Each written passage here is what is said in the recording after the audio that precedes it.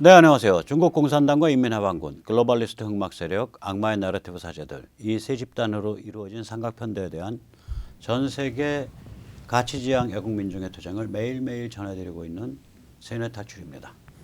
전 세계니까 오늘 세계 말씀 잠깐 1분만 드리고 시작할게요. 자세한 건 다음번에 다루기로 하고, 스웨덴에서 바로 어저께 사상 최초로 수상이 불신임 투표를 받았습니다. 지금 수상이 이끄는 그 세력은 중도 좌파 세력입니다. 실제로 최대 정당은 스웨덴의 그 득표수로 최대 정당은 지난 바로 직전 선거에서 그러니까 우파 정당이에요. 거기는 이제 민주당이 우파입니다. 스웨덴 데모크라트 파티.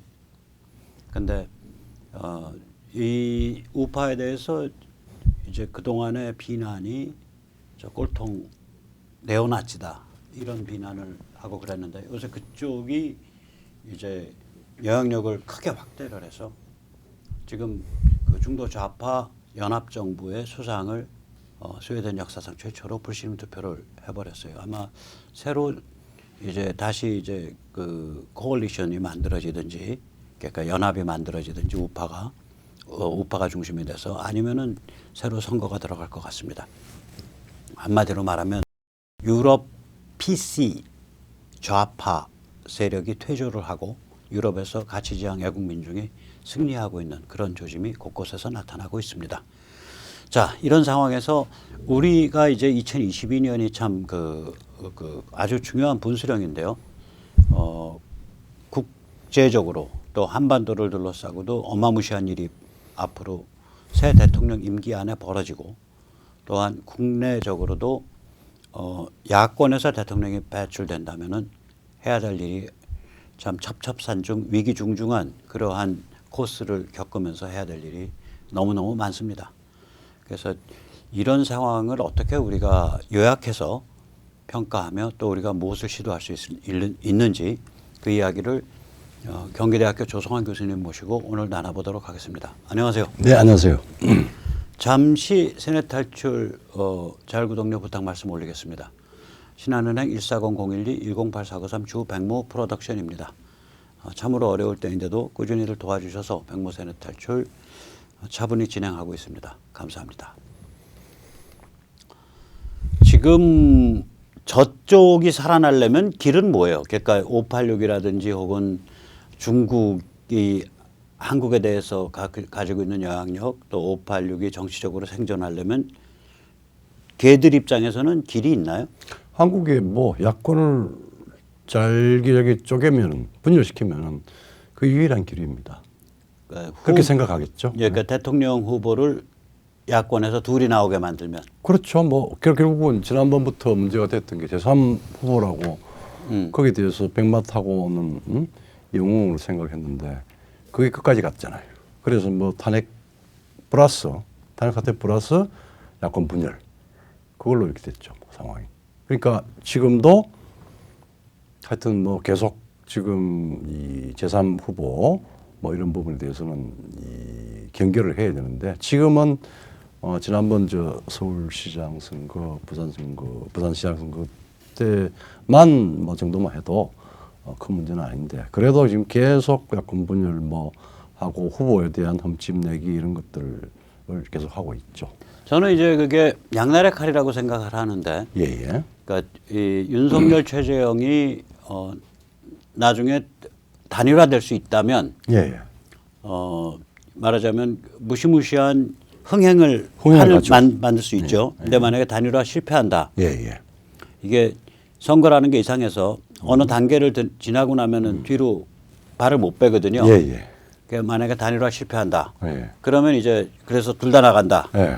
즉 아마 그게 이제 중국이나 혹은 586이 살아남을 수, 중국이 한국에서의 영향력을 유지하고 586이 정치 생존할 수 있는 유일한 길이겠죠. 그렇죠. 그런 방식으로 이제 뭐 계속 크고 작은 업무와 장난들이 시작될 겁니다. 그 중국이 한국에 대한 영향력이 이게 어때요? 앞으로 더 강화될까요? 아니면 지금 어떤 위기에 처해 있습니까? 지금은 위기에 처하고 이제는 중국의 수렁의 늪에서부터 우리가 빠져나올 수 있는 몇 가지 객관적인 조건은 만들어지고 있습니다. 첫째가 사실은 그 소위 중국으로부터의 디카플링, 중국을 스프라이 세계 그 공급 체계의 중심에서부터 이제는 분리시키는 그 역할을 종식시키는 국제적인 기운이 벌써 4, 5년 됐고 한국의 중소기업들이나 중견기업들은 중국으로부터 많이 빠져나왔죠. 일단 많이 뭐 나왔죠. 경제장 그 말하자면 동남아로 많이 넘어갔죠. 그렇죠. 제조업이든 뭐 아니면은 네. 뭐 서비스업이든 간에 중국에서 사업을 할 수 있는 객관적인 그 소위 채산성 그것도 떨어졌고 그다음 두 번째 시진핑 들어서 이제 말하자면은 외국 기업에 대한 외국 기업을 너무나 터프하게 다뤘어요. 그래서 나왔고 그다음에 국제적으로 디카플링이 겹쳤고 그래서 시간을 두고 사실은 한국에서 한국의 대중투자 기업들이 거의 지금 철수를 하고 있고 철수했고 뭐 그런 단계에 있죠. 그래서 우리가 중국과 친중을 해야 된다라고 하는 사람들이 가장 중요한 논거가 소위 말하는 경중이죠. 경제는 중국이다라고 하는 게 그게 안 맞는 말이 됐습니다. 그게 한 7, 8년 전까지만 해도 뭐 이야기가 됐는데 지금 안 된다. 그래서 이제 경제적으로 중국 철수가 첫 번째로 상당히 진행이 되고 있고 두 번째 코로나 이후에 이건 뭐 전 세계적인 현상이기도 하고 또 우리는 또 특히 이제 젊은 층 중심으로 해가지고 반중 증서가 완전히 그냥 폭증했습니다. 그렇죠. 예. 그리고 이제 미국과 서방에서 특히 이제 반중 흐름이 거세지니까 예. 이게 한국에서 거기에 대한 공명 현상이 있는 거거든요. 그렇죠. 예. 예. 그래서 결국은 이제 우리가 이게 이래저래 섞어찌개를 해야 되는 게 아니고 중요한 선택을 해야 되는 거구나. 그리고 중국이라고 하는 게 특히 중국 공산당의 그 여러 가지 그 폐악에 대해서 그 중요한 것들을 알아가기 시작을 했죠. 그래서 이런 조건에서 이런 상황에서 한국에서 만약에 야권에서 대통령이 배출이 되고 예. 그걸 필두로 해서 한국이 급격히 보수화돼 나간다. 2022년부터. 이렇게 되면 중국이 한국에 대해서 갖고 있는 영향력은 굉장히 빨리 줄어들어가지 급격하게 축소가 되고 그다음에 두 가지죠. 뭐 중국 자체의 위세가 네. 지금 계속 지금 급강하고 있는 상황이고 우리가 보수화돼서 지금 중국이 대한민국에 침투를 하거나 대한민국을 대한민국에 대해서 그거 하고 있는 이 말하자면은 이 소위 말하자면은 그 우리를 조공국으로 보는 폐악질 또 우리가 그걸 따라가는 그런 부분은 없어짐으로써 중국의 영향력은 급격히 감소가 되면서 결국은 문명과 반문명의 그 구도로 중국에 대해서 새로운 어떤 기준을 마련할 것 같고 그렇다고 해서 중국이 우리한테 제재할 수 있는 것들은 별로 그렇게 실효성이 없습니다. 586은 이제 말하자면 거의 패족 분위기로 몰리고 있는 그런 상태예요, 사실은. 제가 환멸과 구토의 대상인데 이제 제가 이런 이야기 저기 4년 전에 17년에 침노는 패족으로 끝이 났는데 그 노무현은 바보였고 근데 친문은 나는 멸문으로 갈 거고 문재인 씨는 천치가 될 거다. 그러니까 패족이 아니라 멸족이네. 멸족이죠. 멸족 그죠. 멸족이고 그다음에 그 이제 리더십을 상징하는 리더는 바보 노무현이었지만 천치 문재인으로 종결될 가능성이 있다. 이런 이유로 4년 전에 그 이야기를 썼습니다. 어디. 이게 이제 탈원전, 공수처, 부동산, 뭐 그다음에 황당한 인사, 이번에 무슨 청와대 1급에 뭐 20대 뭐 말도 안 되는, 그다음에 재정부 실화, 그다음에 중국에 대한 굴종, 그다음에 북한에 대한 굴종, 이런 것들, 이러한 악법과 악책, 악정책이죠, 악책, 저희가 만든 말이죠. 그래서 그런 것들이 너무 많이 축적돼 있어가지고 이제 청년층, 장년층까지 다 많이들 이탈을 했고 이 분위기가 계속 이어지면은 호남표에서도 상당한 그 퍼센트가 이탈할 수가 있어요. 10에서 20% 이렇게. 그렇죠. 결국은 뭐, 네. 뭐 정치라고 하는 거는 먹고 사는 문제죠. 그다음에 또 안전한 문제죠. 안전과 복지. 호남에서 12%가 커요. 왜 그러냐면 호남 지역에서 이제 선거를 해보면 호남 지역의 타 지역 사람들의 인구 비중 이상이 안 나와요. 안 나왔죠. 그렇죠. 예, 그러니까 네. 비민주 거의 성향표가 90 몇 프로. 95% 이러면 호남이 타 지역 사람 비중이 뭐 5에서 7%씩 되거든요. 네, 그것밖에 안 되죠. 네. 예. 그런데 그러니까 그 비중을 안 넘는다고요. 근데 거기서 만약에 10에서 20%가 떨어져 나온다. 예, 예. 그래서 뭐 호남 전체로 보면 한 15%에서 25%요 사이가 이번에 이탈표가 생긴다. 그럼 결정적이죠. 결정적이죠. 그리고 네, 이제 쟤들한테는. 아까 이야기했듯이 이 보수파 혹은 뭐 하여튼 뭐 보수파라고 치면은 그게 분열이 안 된다고 하면 뭐 간단하죠. 네, 그래서 요약을 하자면 이제 중국 공산당 체제가 한반도에 대해서 영향력을 유지할 수 있는 길, 예. 그리고 586이 정치 권력을 유지할 수 있는 길은 네. 다른 백약이 무효예요. 다른 그렇죠. 거 다 소용없고 네. 윤석열과 최재형이 분열하는 거에는 길이 없어요. 그 지금은 이제 뭐 그게 가장 중요한 그 이슈로 떠올라 가지고 예. 그 뭐 그러니까 윤석열, 최재형 두 사람이 분열을 안 하고 통합될 수 있다 그러면 엄청 좋은 거고. 엄청 좋은 거죠. 끝까지 실력이 가서 엄청나죠. 분열한다 그러면 이제 이건 상황이 굉장히 심각해지는 최악으로 되죠. 최악이 되는. 예. 자, 이런 상황에서 조중동이 그 둘 사이에 분열하면 안 된다 이런 경고한 적 있나요? 없는 것 같아요. 제 전혀 기억에. 없죠. 전혀 없죠. 자기들이 예. 이 저울에 올려놓고 예. 계속 저울 이쪽 키웠다 저쪽 키웠다 이쪽 키웠다 저쪽 키웠다 이렇게 예. 하죠. 예. 그래서 이게 굉장히 위험한 이제 쇼당 게임을 저는 하고 있다고 보는데 예. 뭐 쇼당이라 그러면 이제 일본 말로 상담 예. 또 저기 뭐 이제 미국 포커 용어로는 쇼다운. 소다운. 그 어원이 어디냐는 이제 두고 말이 많았지만 뭐 국민 게임이니까 그냥 예. 쇼당이라고 말씀드릴게요. 예. 그 고스톱 쇼당이 뭡니까? 그 이제 세 사람이 치잖아요. 네네.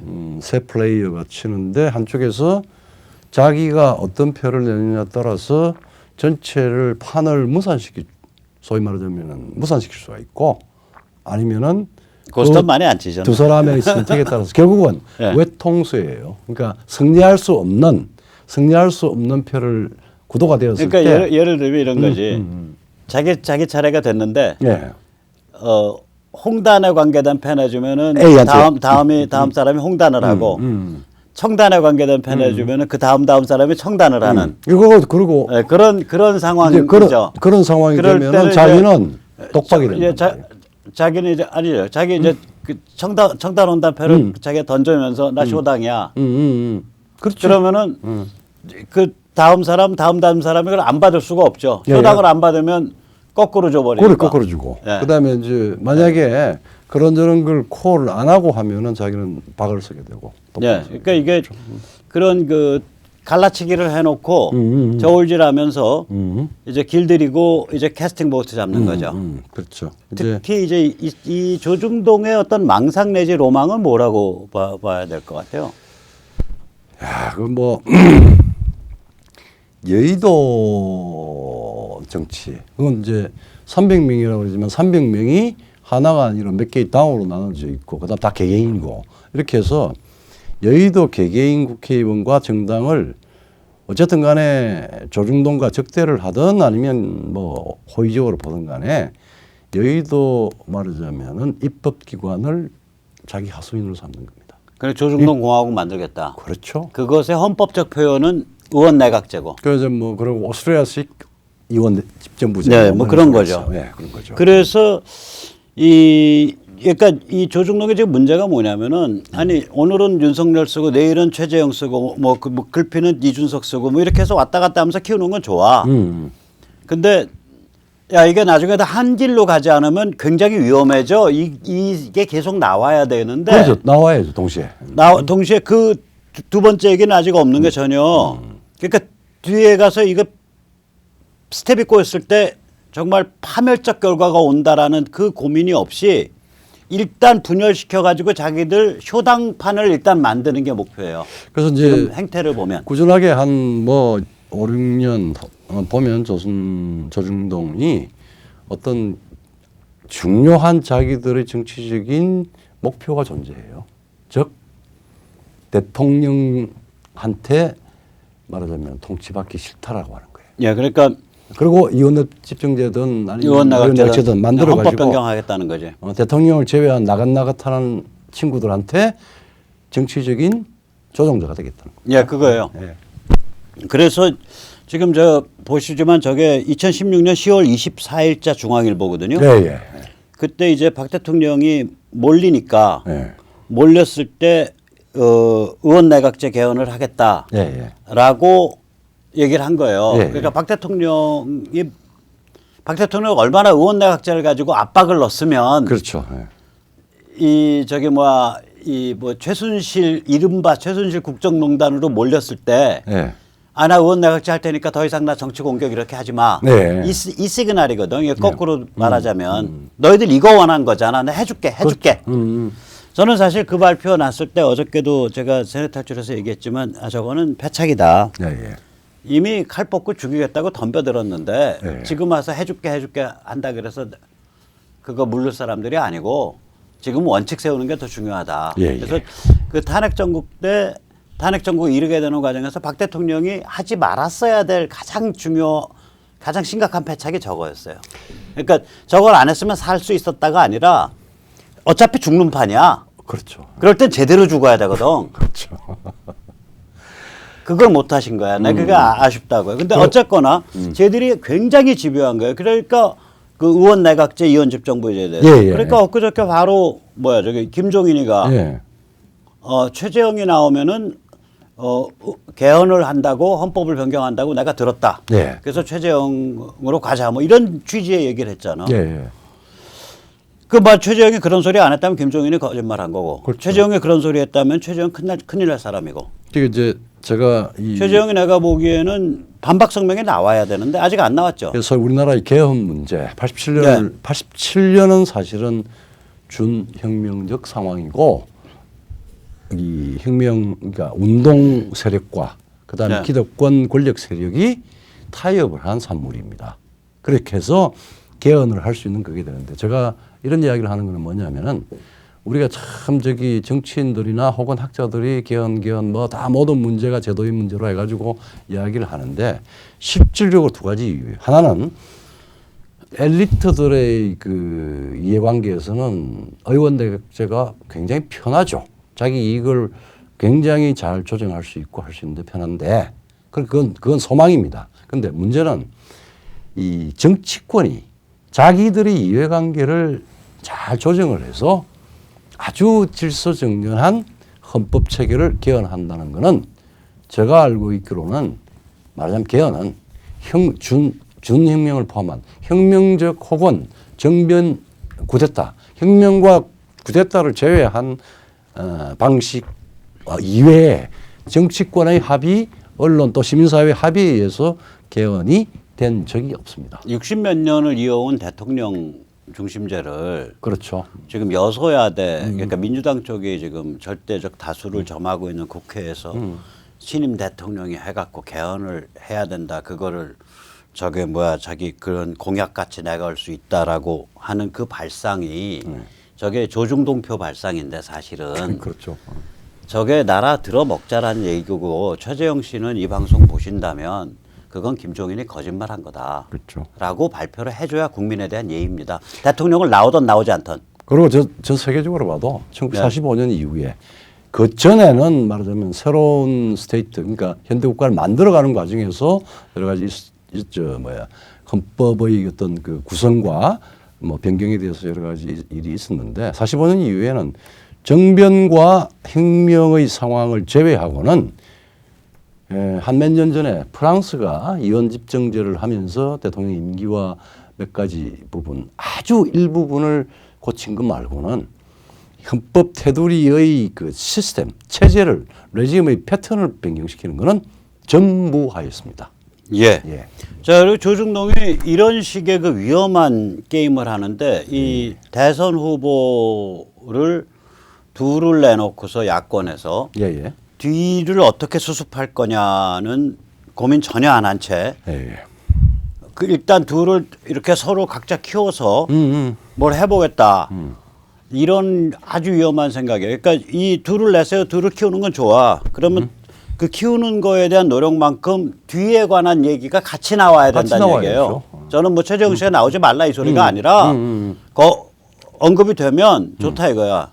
판이 커지니까. 근데 자 그런 관점에서 보면은 지금 그 이준석을 당 대표로 만든 게 사실은 저는 조중동이라고 보거든요. 바람잡이를 조중동이 저도 개인적으로 인터뷰도 했어요. 그쪽. 조중동이. 네. 네, 그러니까 그렇죠. 어느 정치권 밖의 네.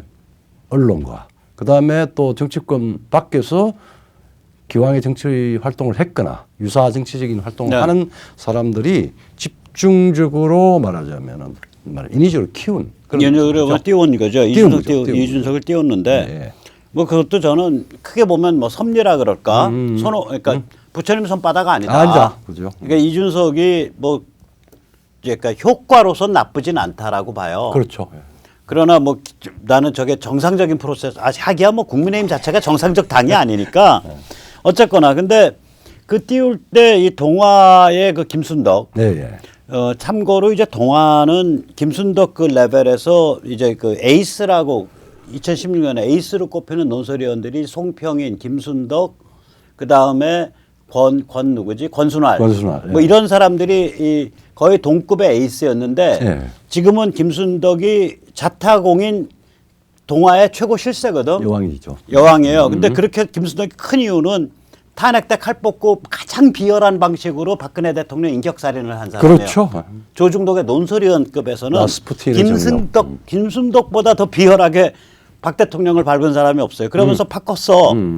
그래서 나 저 사람 평소에는 우파 뭐 강경우파적인 논조로 얘기하다가 결정적인 데가 오면은 앞뒤 안 가리고 아주 야멸차고 비열한 그렇죠. 그러한 글을 쓰는 사람이다라고 저는 평가를 합니다. 김순덕 씨 혹시 본인 글이 그렇게 비열하지 않다라고 생각하시면 연락 주세요. 제가 이 자리에 모시고 저는 이 구절이 정말 그건 비열하다라고 생각하는 걸 쭉 말씀하실 테니까 본인은 충분히 시간 가지시고 나 그건 비열한 게 아니다라고 본인의 입장을 얘기하실 기회를 제가 제안합니다.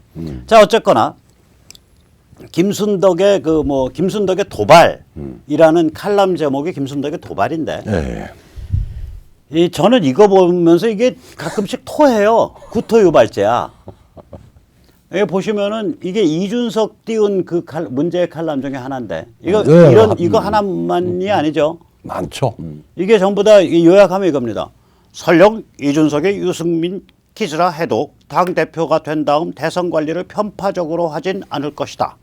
잠깐만요. 대선 관리를 편파적으로 하냐 안 하냐가 문제가 아니라 이준석이 이미 유승민 키즈가 아니에요. 이준석 같은 사람은 이게 눈에 뵈는 게 없어요. 저 30대 중반에 저렇게 논 친구들은 저희 세대랑은 또 달라. 그러니까 지금 벌써 당대표 딱 나가고 이렇게 폼 잡는 순간 이준석은 유승민을 발가락에 뗄만큼도 안 여길 수 있어요. 그렇죠. 저 성격상. 그러니까 이준석이 이승민 키즈라 해도 라는 그 가정 자체가 무의미한 가정이야. 무의미한 가정이죠. 그 다음에 보세요. 친하다고 구린 짓 할 사람이 아니다. 아니 친하다고 구린 짓 할 사람인지 아닌지 김순덕 의원이 어떻게 알아? 구린 짓의 내용이 뭔데 또? 아 이준석은 하버드 다닐 때부터 상당히 얌체 같은 짓 많이 한 걸로 소문이 좀 있어요. 제가 저도 듣는 얘기가 있어서 그러니까 친하다고 구린 짓 할 사람이 아니다. 그 다음에 그는 이제 36살이다. 2027년 이면 42살. 이준석은 이미 신선한 40대 차차기 대통령감으로 우뚝 써버린 것이다. 뭐 이쯤 되면 이제 제가 본 김순덕 씨 북한 평양으로 이렇게 이직을 하셔서 그 김정일이나 김일성에 관한 그 영웅화 전기, 신격화 전기를 쓰셔도 될 것 같아. 이 정도 필력이면. 그렇죠. 그래서 제가 질문이 하나 있어요. 김순덕 씨 혹시 그 조사해 봤어요? 이준석이 땀 흘리는 경제 현장에 정상 근무를 해서 각근세 몇 번 냈나? 아니 일단 저는 땀 산업기능요원 흘리는 뭐 산업기원 요원 빼고 그다음에 뭐, 자기가 창업한 거 말고 창업 오나 말고 남의 집밥 먹으면서 그렇죠. 아니 그러니까 조직에서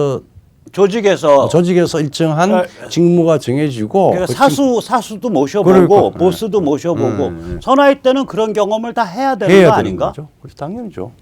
그래서 제가 비록 지금 돌이켜 보면 제가 비록 그 위장 취업을 한 거지만 네. 한국일보. 한국일보에 가서 제가 그러니까 횟수로는 2년 이상을 남의 집 밥을 먹었거든. 그러니까 물론 그 중에 1년 반을 도망 다녔어요. 그러니까 6개월 봐서 먹었어요. 그러나 공식적으로는 2년이야. 네. 근데 그 시기가 저한테 굉장히 뭐랄까 깊은 인상을 줬고 그렇죠. 네. 그 어떤 사람들의 사회적 관계에 대해서 땀 흘리는 현장에서의 사회적 관계에 대해서 제가 배운 시기예요. 그렇죠. 그래서 제가 그러니까 영어에 왜 롤플레이라는 거 있잖아. 그렇죠. 그 나이 때 겪어야 될 일. 그렇죠. 그 나이 때 겪어야 될 일이 결정적으로 결여돼 있다고. 그 얘기는 안 하나? 그다음에 두 번째 질문. 이준석이 저 정치권 얼씬거리면서 통진당 이정희, 통진당 김광진과 절친 놀이했던 그런 얘기는 안 하나? 뭐 그런 게 다 없더라도 그 나이 때 뭐 저도 그 나이 때 많은 내 의견이 있었는데 그 정당의 리더로서 해야 될 중요한 자기 관점이 과연 존재하느냐.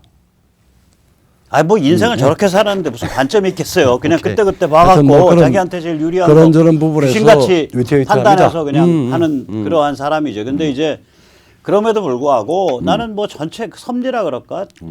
그것도 쓸모가 있다. 그런 존재도 워낙 국민의힘이 망가져 있으니까 저런 과정을 통해서 우리나라의 뭐 어떤 그 민초 자유민주주의가 그렇게 건강하고 뿌리가 깊지 않기 때문에 나름 어떤 뭐 2030 그 코스프레 그렇죠. 도 하고 뭐 이런 또 그런 게 그러니까 있을지 모른다. 지금 조중동이 열심히 이준석을 말하자면 큰 인재로 만들었어요.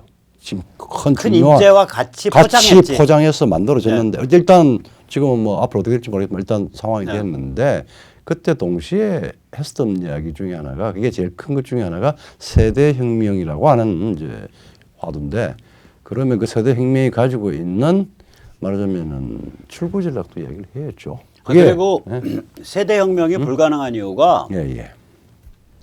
1990년경부터 그러니까 90년경부터 완전히 좌파 문화 권력이 장악을 했고 그렇죠.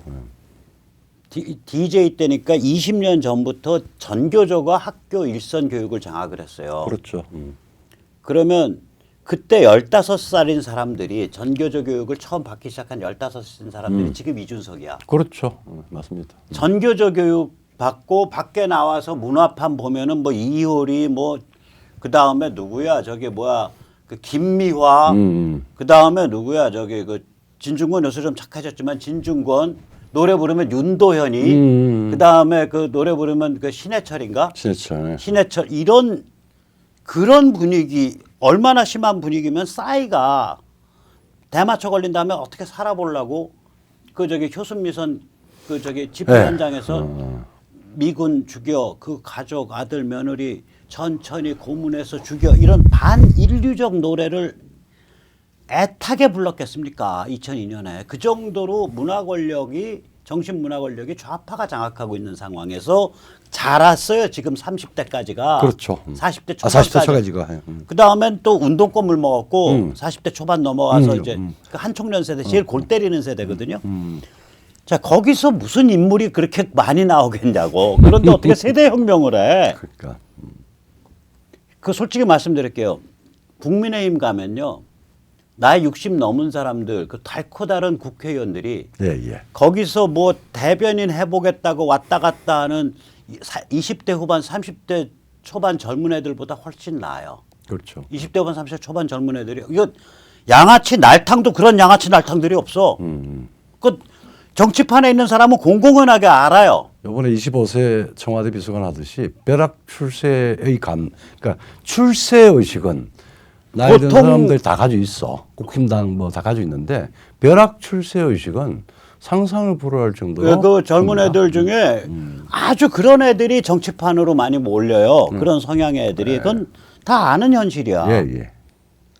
그런데 거기에서 무슨 놈의 인물이 나라를 이끌 인물들이 어떻게 기라성 같이 나오냐고. 거의 뭐- 아니 김순덕 씨, 아유 정말. 자, 아니 그 저기 뭐야 그 여의도 정치판에서 있는 사람들 그런 얘기. 야 요새 젊은 애들 무서워. 무서워. 이거 양아치도 그런 양아치가 없어. 이런 얘기를 제가 지난주에도 들었거든. 이제 다 책임이면서 지금 586도 그렇고 그다음에 뭐 이쪽 저 제도권 저 국힘당도 마찬가지고 그다음에 언론 뭐 다 우리 사회에서 우리 사회의 연속성을 위해서 다음 세대를 진중하게 생각을 하고 뭘 할 수 있는 여러 가지 정책이나 조치들은 다 안 하고 그 권리들을 다 미리 선취를 해왔어요. 특히 이제 뭐 좌우 가릴 것 없이 전부 퍼주는 걸로 해가지고 한 지가 벌써 12년이 넘었는데 그런 저런 왜 세대 혁명을 세대 혁명을 해야 된다면 왜 해야 되는지 이야기를 언론 같으면 그리고 분석해야죠. 그리고 우리나라에서 세대 혁명을 할 수 있었던 유일한 그 한 세대는 두 세대가 있었어요. 하나는 조선 망할 때, 조선 망할 때. 그 그렇죠. 망국 과정을 그 몸으로 겪으면서 그렇죠. 가슴을 앓은 세대. 그게 이제 우남이승만 같은 우삼과 사람들. 독립협회 뭐 예. 뭐그 저기 뭐야 이상재, 이상재, 이제 아래로 네, 내려오면 예. 송진우, 송진우까지, 이런 예. 사람들 그다음에 설산 장덕수, 이게 장덕수. 다 이제 그 그럼, 세대가 세대 혁명의 주역이에요. 그렇죠. 예. 그러니까 우남에 불과 언제야? 1919년이니까 그때 우남 나이가 45이죠. 그렇죠. 1919년이면 예, 44. 예. 44 때 기라성 같은 선배들 제끼고 모든 임시정부들 그때 이제 상해임정으로 통합되기 전에 서너 개 임시정부가 다 우남을 최고 수반의 자리에 그렇죠. 주잖아요. 그게 세대혁명이거든. 그러니까 40대 기술을 해준 거라고요. 그렇죠. 해줬죠. 그 다음에 왜 그러면 그 세대가 제일 고난을 많이 겪었고 그 혈기 속에서 나라가 망하는 걸 봤던 세대이기 때문에. 그렇죠. 예. 그러고 이제 왜냐면 그 1970년대 1870년생이라는 게 나라 망할 때 30이잖아요. 그렇죠. 나이가. 네. 그러니까 제일 그 이제 잠깐 빨리 간 사람은 애가 12살 정도, 13살 정도 그렇죠. 그런 세대란 말이에요. 예, 예. 그때 나라 망하는 걸 본 사람들이거든. 그렇죠.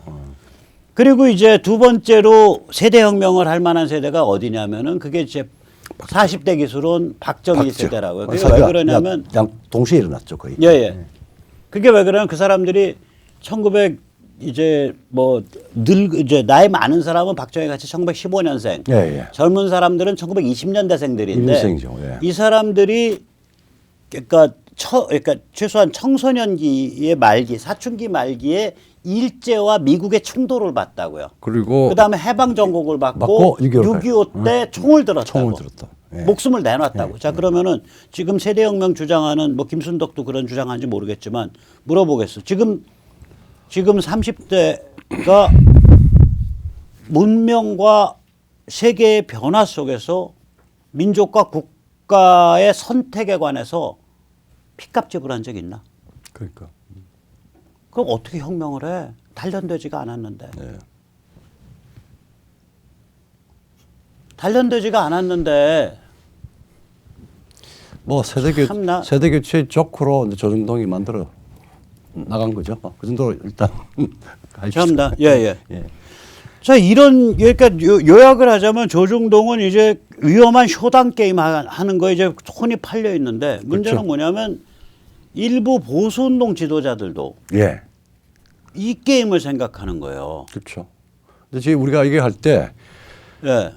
지금은 이제 우리 기층부터 해가지고 뭐 이제 정치적으로 단일화 뭐 이런 부분 나중에 이해하겠지만 그렇게 되려고 그러더라도 기본적으로 자유시민들의 참여 사실 뭐 태극기든 뭐 어떤 방식이든 공적인 차원에서 자유시민들이 어떤 과정을 통해서 지지 후보를 만들어 나가느냐 주어진 메뉴를 선택하는 게 아니라 그 만드는 과정에서 자유시민이 어떤 목소리를 내고 어떤 예를 후보를 들어서 만들고 뭐 하는 개방형 시민 경선 같은 걸 통해야 된다. 예.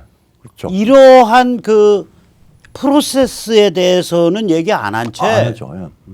어느 후보는 뭐가 좋고 어느 후보는 뭐가 문제고 이런 얘기만 하면서 여기다 모여라.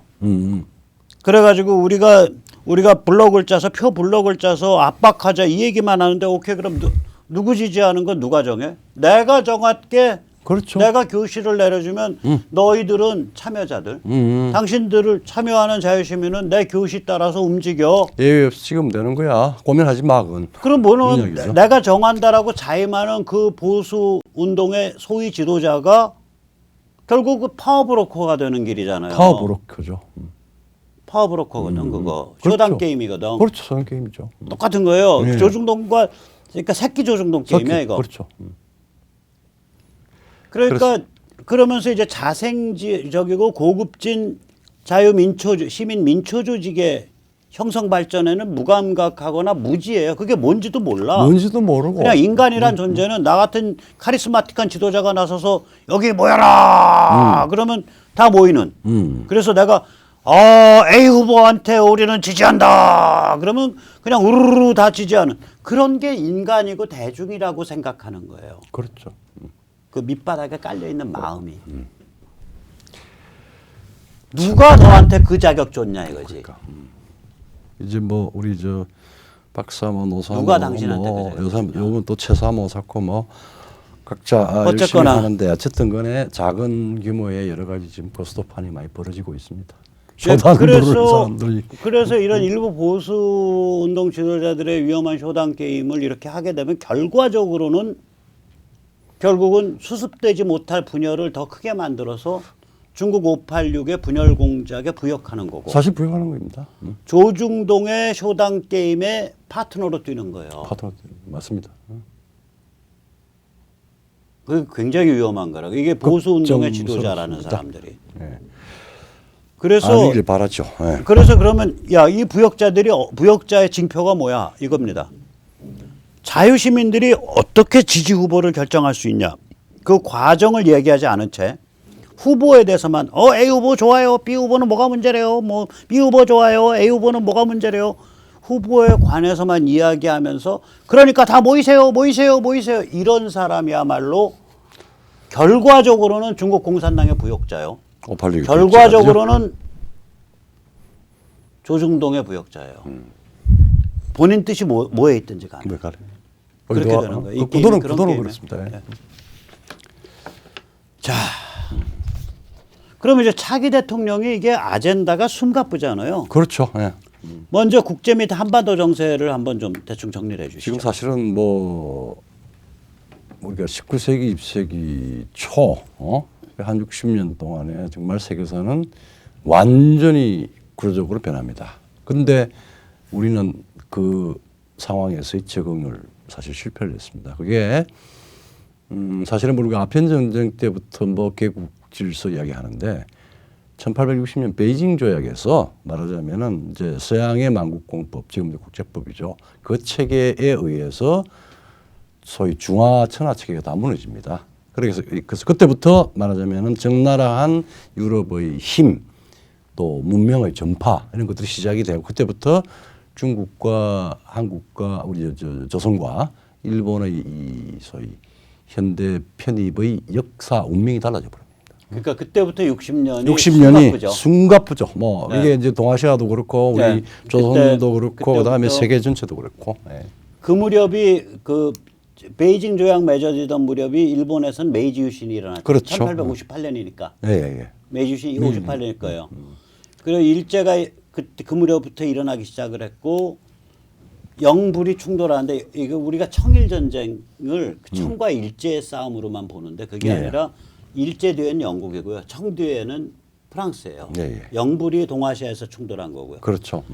러일 전쟁은 러영 충돌이거든요. 예. 러시아와 영국의 충돌이고 그 청 멸망하고 1차 세계대전이 일어나고 음. 러시아 공산혁명 일어나고 60년 사이에 무시무시한 변화가 있었거든요. 그렇죠. 예. 지금은 그에 준하는 변화가 불과 20년 뭐 한 25년 사이, 축약되는- 사반세기 사이에 예. 앞으로 추격될 거라고요. 앞으로.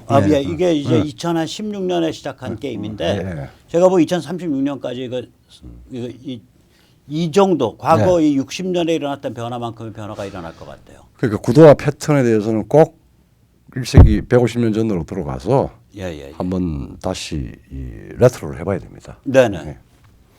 자, 그래서 그걸 좀 정리해 주시면 미국의 격변과 한미 관계를 한번 좀 정리해 주시면 우리 그게 맨날 했던 얘기인데. 이거 사실은 우리 뭐 이건 예, 예. 조중동이든 뭐 일부 정치가든 혹은 뭐 지식인들 지금 우리가 상황 처해 있는 상황이 뭐 그냥 미국과 중국의 관계 이게 아닙니다. 미국만 하더라도 한 세 가지 분명한 말하자면 계절이 따로 존재해요. 그러니까 한미 관계에 한미 있어서 관계에서 미국이 바뀌니까. 미국이 바뀌니까. 예, 한미 관계가 계절이. 예. 왜냐하면 이제 그러니까 내년 새 대통령 임기 내에 임기 계절이 내 세 개가 한미 바뀌어요. 관계 계절이 최소한 세 개요. 아주 쉽게 예상되는 세 가지 계절이 존재할 네. 것이다. 첫째는 지금 현재 이제 바이든 행정부 밑에서 글로벌리스트 계좌좀 행정부 또 의회 상하 양원을 다 장악을 했어요. 그런데 이게 오래 갈 게 아니라 내년 11월 6일에 걸리는 중간선거 11월 때까지가 11월 6일이죠. 그러니까 첫 번째 월요일 다음 화요일이라서 11월 한 3일쯤 날 3일 하여튼 그 날짜. 그렇죠. 그 이상해요. 첫 번째 그 11월 달에 첫 번째 월요일 다음 그 화요일. 다음 맞습니다. 그러면은 다음 11월 이제 초에 예. 이게 이제 뭐 한 6개월 되면은 구도가 나오겠지만 어쨌든 간에 2022년 11월 혹은 연말 네. 까지의 계절이 있습니다. 이거는 네네. 지금 바이든 행정부의 의회하고 같이 해서 이제 가는 거고 그 다음에